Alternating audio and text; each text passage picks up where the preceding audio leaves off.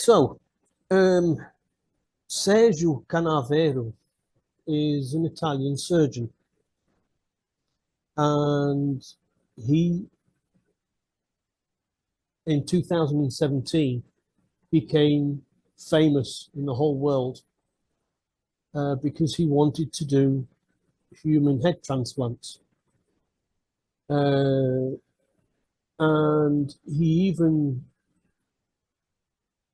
got a volunteer, which a Russian guy, I shan't mention his name, who was tetraplegic, and he even was on the TV, and this total head transplant.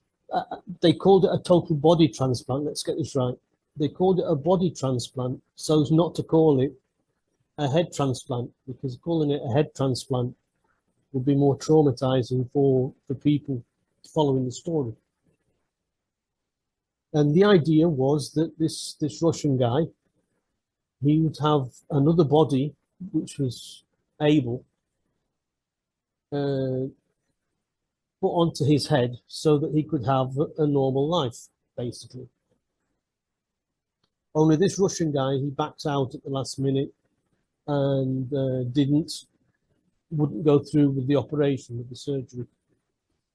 This Canavero claimed that he'd done this surgery on dogs and on monkeys, and that they'd survived, albeit not for a very long time. And he used the glue which surgeons use to close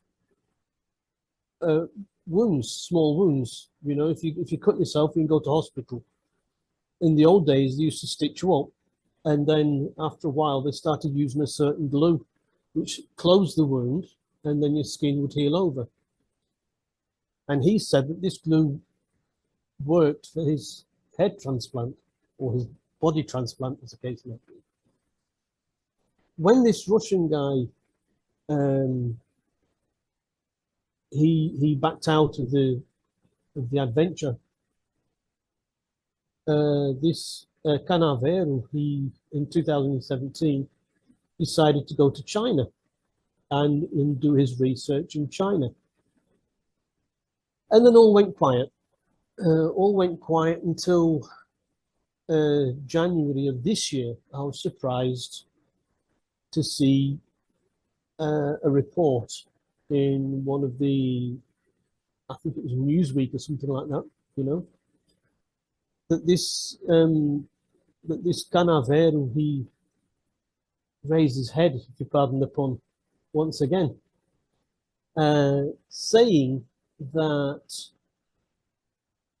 first of all, he'd done his research in China, swapping heads on cadavers, on dead people, and the process of sticking all the nerves together, it's a very painstaking process. But he said that it worked. He managed to stick all the nerves together in the right places. And he had his work published in a magazine in December 22, last year, 22. And he said that he didn't really want to do a head transplant. It's easier to do a brain transplant. So you get somebody that's really old, and the body is not going to last that much longer, like a Henry Kissinger sort of character. Scoop out the brain, stick it in a young body, and Henry Kissinger has got like another 100 years. It's over 100 years now. There'll be lots of people happy to hear that, yes. And he said to justify this of scooping the brain out and sticking the brain into another head and body is because the eyes and ears. The eyes and ears. If you took a 100-year-old head and stuck it on a young body, perhaps the eyes are not all that strong and the ears is a bit deaf and things like this, So you take the brain out and stick it in somewhere else. And this article appeared in a scientific a science magazine, peer reviewed. So somebody had gone, taken the time out to look into this idea of brain transplanting. And so here we are, you know. Do we transplant brains, heads, or whole bodies? You know, where do we go from here? That's the first little thing for comments to hear about comments. Right. Okay. It does make sense. I mean, what is a human body? It's a series of electrical contacts, in essence, and chemicals and things. It is rather interesting. I mean, obviously, people of my age grew up in the 70s and 80s on science fiction, Star Trek. And I'm thinking of the Borg, where the head comes down with the spinal cord that gets fused into other things. The Borg Queen. I mean, again, I remember magazines in the 80s where they were talking about this, fusing body parts and things. To be quite honest, it does make sense to actually just have the brain a lot easier. And if you got, I mean, the next stage would be to build a robot body, a cyborg, would be far more ethical and appropriate, I would suggest. Okay. I mean, the technology is almost there. I mean, some of the robots now, they can move and got mobility. The problem is, yes, using AI, artificial intelligence, to get them to move and things. If you could manage to put a human brain in them, yeah, I'm taking this on a few paragraphs probably, because you know probably talk about this for hours. Oh well, Elon Musk in the US, I think it's called the FAA.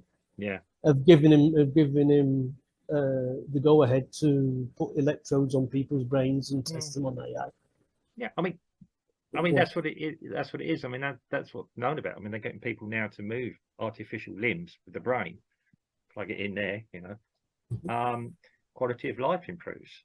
Yeah, I mean, I've seen it from a few years ago. They had a guy actually writing with an artificial limb. Okay, not brilliantly. I'm sure the guy was very happy to be writing anything with a hand. Yeah,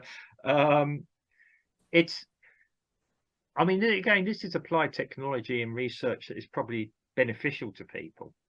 I mean, I don't know about the prolonging of life, like you said, the Henry Kissinger scenario.